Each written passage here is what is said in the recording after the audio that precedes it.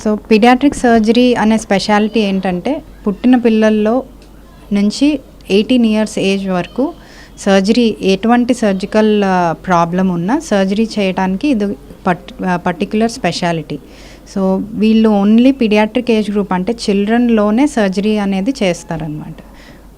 Doctor గారు, ఇప్పుడు పేరెంట్స్కి పీడియాట్రిక్ సర్జరీ మీద అనేక డౌట్లు ఉంటాయి. ఏ డౌట్స్ ఉంటాయి అంటారు? సో పేరెంట్స్ యూజువల్గా అడిగే డౌట్స్ ఏంటంటే పిల్లల్లో సర్జరీ సేఫా కాదా, అంటే ఈ 1 ఇయరే నా బేబీకి 1 ఇయర్కి సర్జరీ చేయొచ్చా, లేదా నా బేబీ 2 కేజెసే ఉంది సర్జరీ చేయొచ్చా. సో ఇలాంటి డౌట్స్ చాలా పేరెంట్స్ అడుగుతూ ఉంటారండి. సో పిల్లల్లో సర్జరీ చేయడానికి ఏజ్ కానీ వెయిట్ కానీ క్రైటీరియా కాదు. ఎందుకంటే మనం అప్పుడే పుట్టిన బేబీస్లో ఆన్ డే 1 కూడా మనం సర్జరీ అనేది సేఫ్గా చేస్తున్నాం.